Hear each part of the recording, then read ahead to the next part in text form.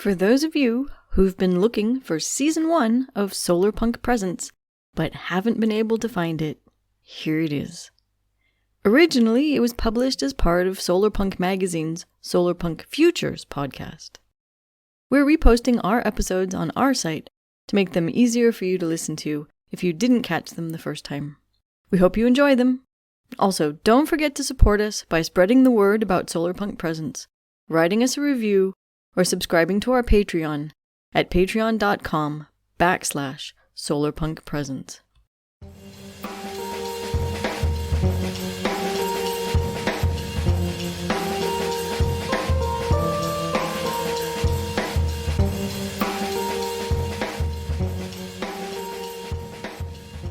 Hello and welcome to Solarpunk Presents, the companion podcast to Solarpunk Futures.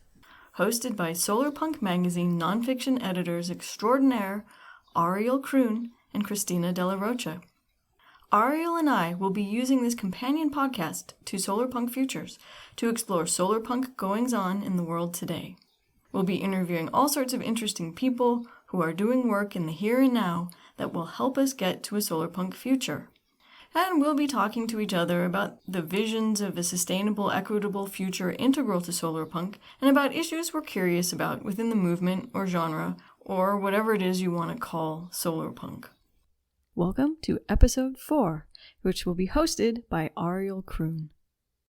Even without the crushing heat waves, the mega droughts, the catastrophic floods, and savage storms, there's plenty about climate change to get you down.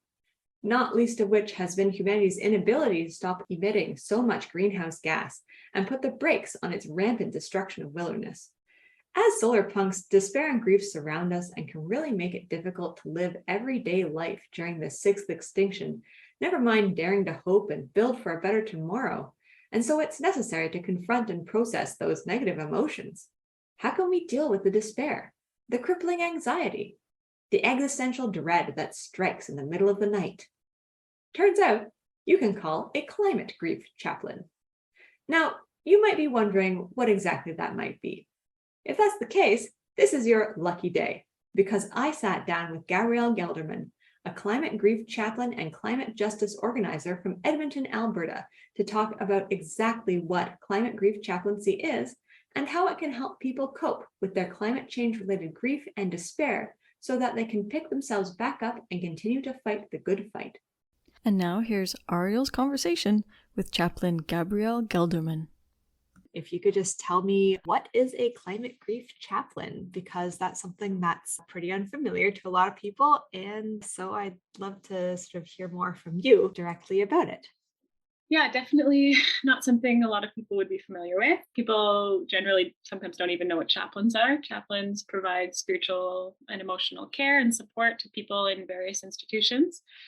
So hospitals, prisons, universities, corporations, the military. These are all places that traditionally, historically, chaplains have served and supported people. I work in a hospital setting. So it's a lot in the hospital, it's a lot of support, grief support, support for people who are grieving loss, either of their own health or wellness or the loss of a loved one.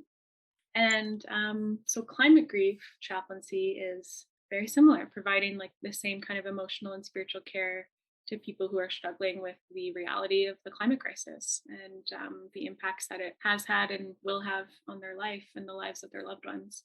So I kind of think of it, as like, emotional and spiritual care is a bit of a broad term, but I also think of it in terms of like helping people find maps of meaning and connection that make their life meaningful and help them deal with the pain of loss and keep going forward and find a reason to keep going, essentially. Wow, that sounds like really heavy, but really important to do also. Could you tell me a little bit about your background and sort of how you came to climate grief chaplaincy? Like, I'm curious as to why you decided to go into chaplaincy, sort of specifically focusing on climate grief. And so could you tell me how you got to where you are now? I was raised in the church. I was raised Christian, kind of like many people, had had experienced some like pretty intense disillusionment with the church and some, really moved away from it for certain periods of my young adult life. Mm-hmm. And then, yeah, kind of before I went back to spirituality, I actually started doing climate organizing and spent a couple years doing that, but experienced my own really intense period of climate grief and climate anxiety, where I kind of like realized that, the frameworks, the secular kind of frameworks that we had weren't enough for me to like actually grapple with what was coming. So the kind of like scientific or political or secular frameworks of meaning for me personally just like fell so short when we're facing the levels of suffering and destruction that we're facing. Right. And so that was my climate grief experience, was like also a deep spiritual crisis. I was really like, is God real? Like, how could this happen? What's coming in the future? How do we, as an organizer, I was like, we keep losing. Like, we're not actually going to stop climate change. Like, what does it mean to continue to like love the world in the face of like certain destruction? How do I keep doing that? And for me, I really needed to find like something deeper and something bigger to hold me. And for me, that was God, or I like use the language of God. And once I kind of went through that process, I really like was witnessing in a lot of my friends and comrades like similar struggles with meaning and similar some questions around like spirituality. And actually people were more open than I realized or than I had predicted to conversations around spirituality. So that kind of encouraged me to go back to school for chaplaincy. The second thing that really encouraged me was an experience I had organizing where we ran a really intense campaign. We came really close to winning. It was a nomination race for a federal seat for the NDP. Mm-hmm. And we lost by like 17 votes or something. And so this was the race for the NDP to be the nominee to run in the federal election. It wasn't for the federal election. The election was in 2019, I believe. Yeah, so we lost, and we were devastated. We had like poured our hearts into this campaign, and then we but the most intense part wasn't actually losing. It was going out to the bar afterwards and crying together. We just like got drunk and cried, and it was the first time I'd ever cried with people I was organizing with who were close friends of mine. We'd like literally never. All of us had all of these emotions around the climate crisis, and because we finally had this opportunity, we weren't just crying about the campaign. It was like grieving what felt like the campaign felt like a symbol for all of the like blood, sweat, and tears that we'd poured into organizing work. And it felt like no matter what we did, it was never enough. And I remember feeling like, this was the worst night. We lost after like months of intense organizing. And yet I was like, why does this feel so good? Like, it feels so good to finally like have this release and finally be able to like cry with people I loved. And after that experience, I was like, oh, we've never had spaces like this before. And I saw how much it meant to other people as well. And yeah, I wanted to play a part in helping create some more of those spaces. That sounds intense. Why do you think the climate grief chaplaincy is so necessary? I think maybe a good way to tackle this question is like to compare it. I did come to a crossroads where I was like, should I do counseling, therapy, like psychotherapy, that kind of route, and do climate focused therapy, or should I go the chaplaincy route? And what I loved about chaplaincy, beyond just like my own beliefs in spirituality and how important that was to me, is how chaplaincy historically like has had more of a role in like collective forms of grief and collective ritual and ceremony around mourning and around grieving. So like traditionally like running or hosting like a memorial service for people or someone who's died, which a therapist wouldn't normally do those same sorts of roles. And for me, I mean neoliberalism has led to therapy being a very individualized process for the most part, although there's group therapy, but that's way less common. And yeah, I'm just like really, I mean, my experience in the bar crying with my friends was like, oh, this is a group experience. Like, it needs to be held in the container of a group and a community. And I felt like chaplaincy allowed me to do more of that work.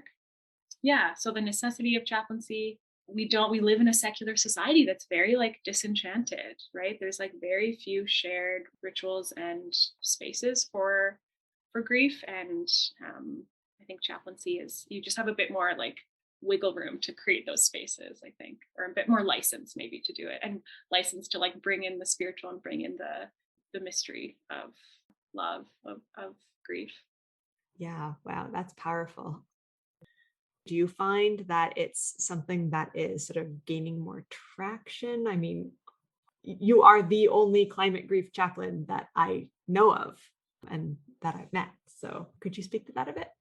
For sure. Yeah. Yeah. It was interesting, like going a bit more public with some of my work just this like the past couple months, and like having people reach out to me who were doing similar work, and all similarly like weren't that connected to other people doing the work. So they're definitely out there.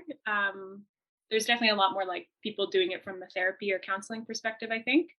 But there's an organization called Faith Matters Network, and they're out of the States, and they run a program called like a brief kind of training certificate for movement chaplaincy, they call it. And so it's like social movement chaplaincy. And there's like hundreds of people who are signed up for this one cohort that I'm currently in. So it's social movement chaplaincy is a lot more established in the States, because the United States just has a like much bigger like social movement ecosystem anyways. So it makes sense that they have more chaplains that are in that ecosystem. So some of those chaplains are doing like specifically climate grief work. I've seen people who are working for Sunrise and other kind of like youth-led stuff. It's interesting because I've like heard this a lot from people who are like, oh, climate grief work is like the cutting edge, or it's like new and like hasn't been done before. And there's like a whole history and lineage of movement chaplains in like the civil rights movement, for example, in like queer liberation movements. Like I feel like every social movement in the past has had forms of spiritual support. The thing about the climate movement is it's like the first time, this is how I see it, it's the first time that like a lot of white people are involved in a social movement, because it's also the first time in the West that privileged white people are like, oh, my own survival is at risk. Right. And that's not how we've seen social movements in the past. We like haven't ever felt like we were existentially targeted, and climate change is very different. So I definitely feel like, yeah, climate grief chaplaincy is new. Movement chaplaincy is very much not new. Yeah, I like entered into social movements through climate change. So that's like been a focus of my work. But you also see doing this work, movement chaplaincy work, is how interconnected all of these fights are. Like the fight for climate justice is intricately interwoven with obviously anti-capitalism, anti-racism, anti-racist work as well. And for me, like I use the language of liberation, as many others do, to talk about how connected those fights are. I was not aware of movement chaplaincy being such a big thing, and it's not really something that you get taught or that is sort of easily available knowledge to have. But thinking about it, I'm like, oh, duh, of course, that would totally make sense, especially since a lot of people within movements are brought up in very religious spaces. And, like you can't exactly just cut off that avenue of support without having quite a bit of grief and quite a bit of feeling like you need something there. I just want to go back to, you said you use the language of God, and that's really interesting to me. I know you were raised in the Christian church. Do you minister sort of more to Christian people or to people of all faiths, or secular people? Sort of what has been your experience with that?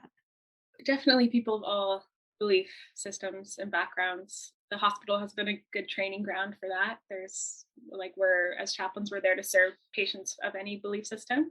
So I've gotten practice in like using the language that the person I'm sitting across from, whatever language they use, is what I try and adopt.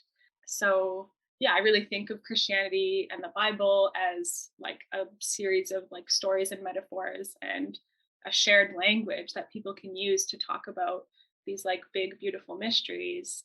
Talking to someone who does use those Christian stories is a different experience for me. Parts of it are easier because we have some like shared understanding already. But yeah, there's also like beautiful challenges, and it can be really interesting to work with some people who don't consider themselves spiritual, who actually do have like a deep understanding and a deep belief and a deep trust in love or in connection to their ancestors or lots of people in the hospital, like a deep, profound love for their pets. Like really kind of beautiful. It's beautiful to like uncover the ways that people find deep meaning and deep relationality in the world around them.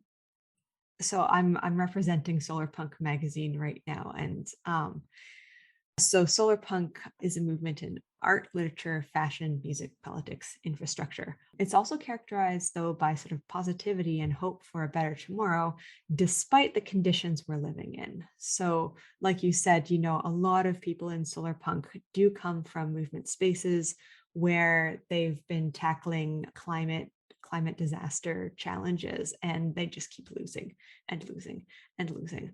But despite that, they sort of cling to Solarpunk because it is a positive force that emphasizes community and emphasizes that we might not be able to get out of this, but we're in it together.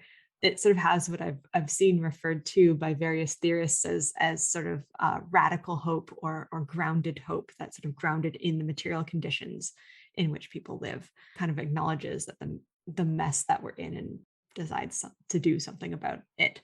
And so part of the reason that I wanted to talk to you is because I see the work that you do as a critical step in building some sort of effective or emotional literacy and community and momentum that way.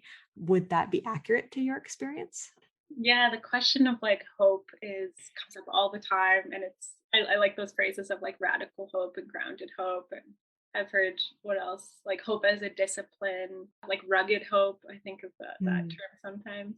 I think, yeah, and that phrase emotional literacy is really good. I haven't thought of it in those terms necessarily, but I do think of the work as like helping people create the spaces where they can expand their tolerance or increase their tolerance for a range of emotions.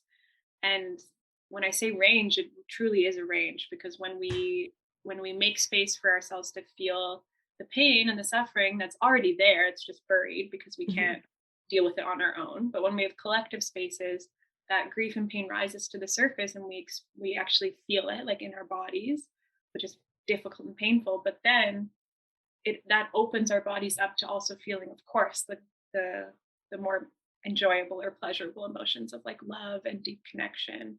And so, yeah, the emotional literacy of like helping people expand that tolerance and also like name what they're feeling and identify it and like validate it as a real and important part of the human experience, and honor those feelings for what they are, for sure, like gives people this sense of like groundedness and resilience and strength. I think that helps us moving forward into the future, yeah, to both like sustain organizers and sustain people in the movement so that we can continue to build the world we want, and continue to like, yeah, deepen our relationships to ourselves and each other.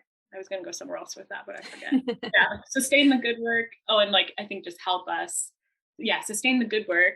I guess you can think of it sometimes as like we need to sustain the energy for the fight, but as we continue to lose, or like sometimes win and sometimes lose, I think there also just needs to be something deeper than the fight, like something that we're grounded in, something that's deeper than the wins and the losses, that's deeper than just the outcomes of our actual interventions or our campaigns or actions.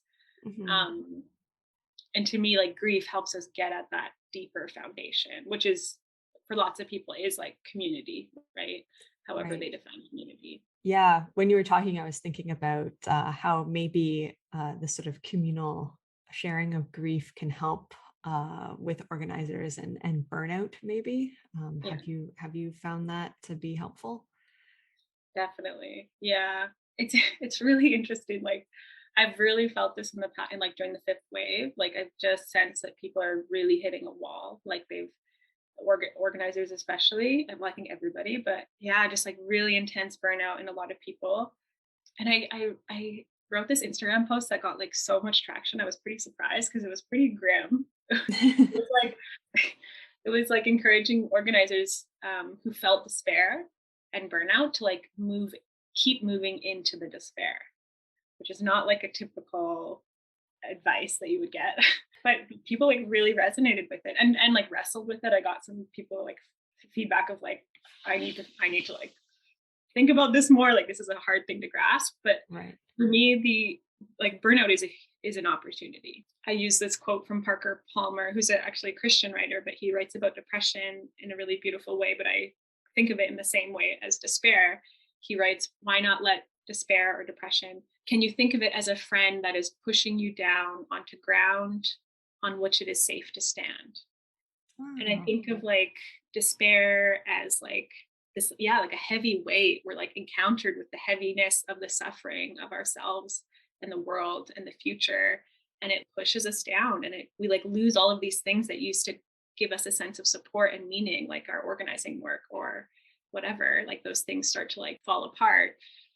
And really it's like you find out what's left when nothing is left. So that's why you got to keep going down, because you do have to like find what's there, I think, in order to like be able to sustain this work in the long term. And of course, for me, I'm like, oh, there's something there. Like I have like a deep belief that love is this like universal, infinite, perfect reality that's holding us in all that we do.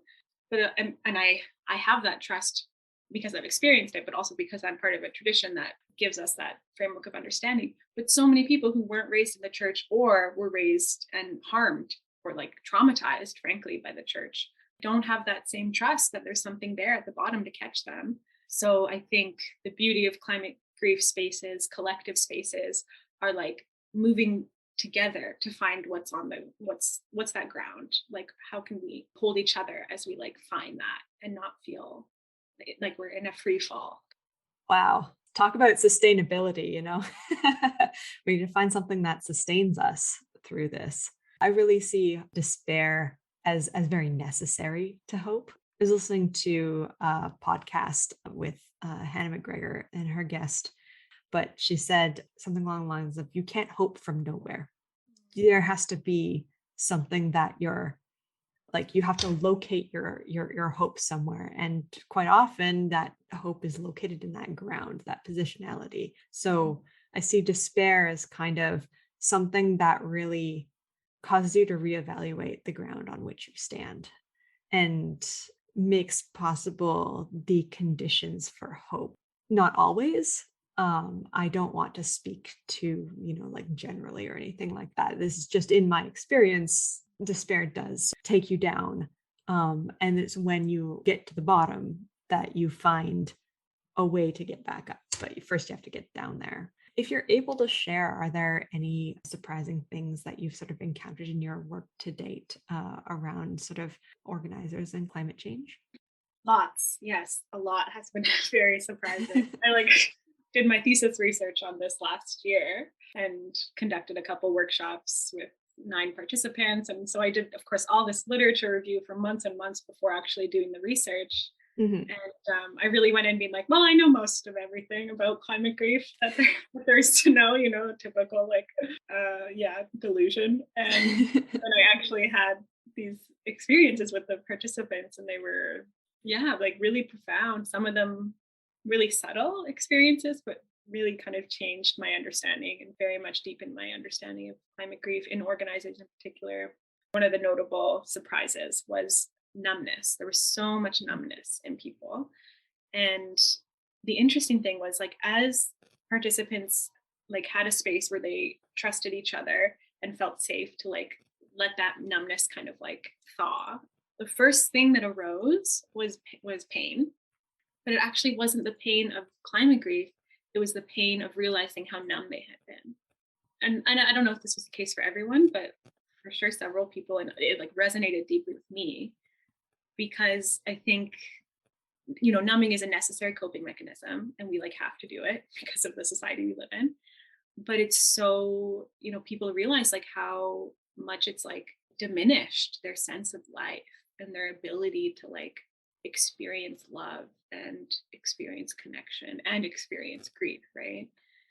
To me, that was so huge because it also is a reminder of the problem isn't grief itself. Grief is never a problem. Grief is a natural, good process that's deeply transformative and healing. The problem is loneliness and isolation. Because when we're alone, we can't actually deal with our grief. Our bodies like won't let us because it's too overwhelming to do on our own. We like literally need other people. And so when that grief gets stuck, when you're on your own, it's like that's what causes us to be numb. That's what causes us to burn out. That's what causes people to get bitter and angry and lose connection to the deeper reason why they're doing organizing work. And those are the problem. Like that's what hurts me to see in people. Like when I see people in places of deep grief and suffering and despair, but they're expressing it and they're sharing it with someone, that's like beautiful. And it's hard. And it's also like, I wish we didn't have to feel this much pain, but I'm like, that's what we're supposed to be doing as humans. When I see someone who's like isolated with it and can't access it or feels alone, that's what's really like, to me, that's the tragedy, right? So that was a big one. And then the other like surprising thing was how much this literally, like people said this word for word, it was so interesting. They were like, the people who felt a sense of connection to something beyond the group, something bigger than themselves, whether it was like the organizing community in Edmonton or the climate movement as a whole or the world itself, like people had all different ways of feeling a sense of connection. The people who really like tapped into that bigger thing, whatever it was, they were also the ones who literally would say like, I feel like I can face what's coming. I feel like I'm ready or like I'm more able to like face the pain of loss going forward. It was so interesting. And I kind of was like, as a theology student, I was studying, my master's degree was in theology. I was like, oh, that like makes perfect sense, of course, when we're thinking of like a greater power or some, something bigger than us that is such an important part of the human experience.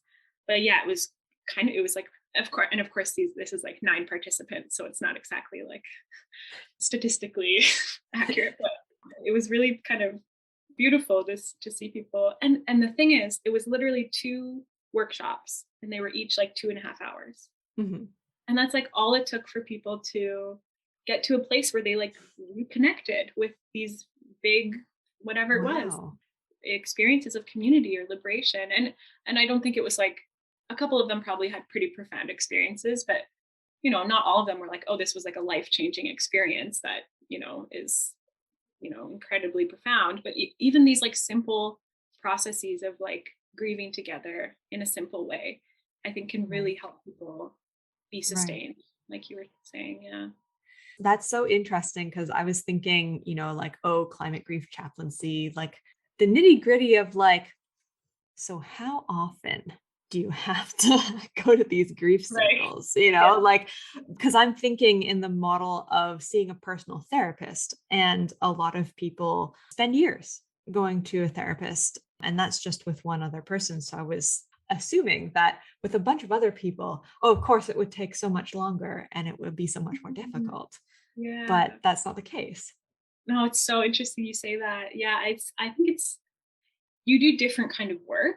Like it's not the same detailed like self-analysis or like detailed digging into your past as you would do with a one-on-one like psychotherapist. But I think and I just took a course on group therapy, and I've like had some experiences recently in groups in kind of a therapeutic setting, and it's like, it's actually amazing. You hear a lot of people say, not only is it as effective as one-on-one therapy, even in terms of like timelines, some people are like, it's more effective because of this like experience of community that you're like an experience of embodied community. Really? Wow. Yeah. And it's like, when you think of it, like, of course, humans have evolved to live in like deeply communal settings, right? And so the model of like one-on-one therapy, I think, is really good for some things, but also leaves people, lacking in other experiences, or like doesn't necessarily provide that community experience. So that's been really interesting and like hopeful, because these group therapy experiences that I've been a part of, they're very much like, we don't need to go through everyone's story of their past. Like we don't actually need to dig into everything that's happened to you. What they really focus on in these sessions is like the here and now. It's very embodied. It's very like, what's coming up for you right now? And can you name that and put it to the group, and the group can hold it and honor it and like reflect back to you how they're experiencing you. it's very like simple, but it's very intimate because it's so deeply present and like grounded in the here and now. And it's essentially like from a chaplaincy perspective, it's really people like witnessing the humanity of each other and holding that. And that's really like really powerful and really validating. That's a little bit comforting to hear that, like if I end up going to one of these circles, I'm not going to have to spill my guts or go into a detailed history of, every single struggle I've had in my life with climate grief, because that would be a long list. And the idea of sharing that with effectively strangers right off the bat, like that terrifies me, right? But you're saying it's a lot less. I mean, I guess if people want to share, then can they share? It kind of, yeah, it depends on like what the exercise is. Like I've done part of my thesis research workshops were narrative writing. So we had people, invited people to like write like part of their personal narrative and then share that. So that definitely people are like going into their past, or they're invited to, they didn't have to, but sharing pieces of their story. But some of the circles, like during each grief circle, I'll end with like a formal sharing circle. And when I do that, I invite people to share from their heart, like what's coming up for you right now, or like what are you experiencing right now? Even if those feelings are like, I still feel numb, or I feel frustrated with myself because I can't actually access the emotions I want to, or I feel self-conscious because I'm nervous about sharing with other people, or I feel like there's this deep, well of grief that I'm feeling it like, I feel like I'm on the edge of it kind of. Some people will say things like that. So those moments are a bit more like what's happening right now, but other activities, it's more open to storytelling.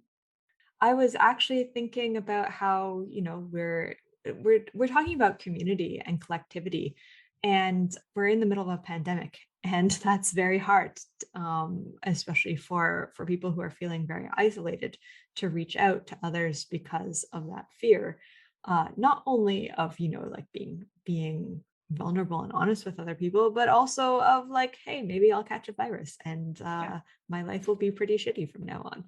So sort of what are some ways to sort of like get around that, and how have you found sort of organizing in communal spaces right now? I haven't been doing a lot of like traditional organizing. I've heard from other people that it's been really, really hard to organize online because it takes away some of the most meaningful parts of organizing, which is like the in-person experience and the energy that you get from that. So yeah, a lot of people doing more like traditional organizing are really struggling with it. But in terms of the grief circles, like it's been really nice because people can attend from all over. I mean, it's been North America so far, but people, can like call in from anywhere. And there's aspects of that I think are kind of powerful, especially if you are an organizer. I felt when I've connected with people across the country or across North America, there's some beauty in knowing that there's people all over doing the same work that you and your like local comrades are doing, feeling the same feelings you're feeling. And it's like, it does expand your experience of community from just your local organizing hub to the wider climate movement or liberation movement, whatever it may be. So that's been one silver lining, I guess you could say. And then it's actually interesting, like these group therapy experiences that I've had have all been on Zoom. And I went in being like, oh, I don't know if this is going to be the same experience because it's all virtual. But it's, especially if the facilitators are intentional about it, it can be a really embodied experience still. You can really like, through a grounding exercise or whatever, you connect with your body. And there's like simple things that a facilitator can do. Like sometimes I'll invite people to just like take 2 minutes and like look at the people's faces on their screen, like look at the little boxes and just like acknowledge each person and say thank you to them silently in your head. Or you can do an embodied exercise where you imagine them standing next to you, or like experience some sense of connection that transcends the space and time that's in between us. So I think there's definitely ways to get some of that embodied experience, but it's never quite the same for sure. Sounds like you'd need to sort of stretch your imaginative muscles a little bit. I want to thank you so much for agreeing to do this interview with me. And I feel like I'm coming away with a much better idea of what climate grief chaplaincy is and movement chaplaincy. I'm definitely going to look into that a little bit more. And yeah, just thank you so much for agreeing to do this. Where could our readers find you if they would like to know more or contact you, or if that's okay? Of course, yes, definitely. I'd love to hear from people all the time. I mean, I'm most active on Instagram, which my handle is @theclimatechaplain. Mm-hmm. And then I have a link tree from there. People can find my website, and there's contact info there as well. Well, we'll definitely put links down in our sort of description to all of those links that you mentioned. And thank you so much. It was great to talk to you. That brings us to the end of episode 4. Thank you for listening to Solarpunk Presents, a series embedded within the Solarpunk Futures podcast, written, hosted, and produced by Christina de la Rocha and Ariel Kroon. This podcast is a part of Solarpunk magazine, which is published by Android Press, which is located on Kalapuya Ilihi, the traditional indigenous homeland of the Kalapuya people. Today, descendants are citizens of the Confederated Tribes of Grand Ronde Community of Oregon and the Confederated Tribes of the Silex Indians of Oregon. The opening and closing music for Solarpunk Presents is Water Cooler Gang by Monkey Warhol and is available for use under the Creative Commons Attribution 4.0 International License. So, thank you again for listening, and until the next episode, stay Solarpunk.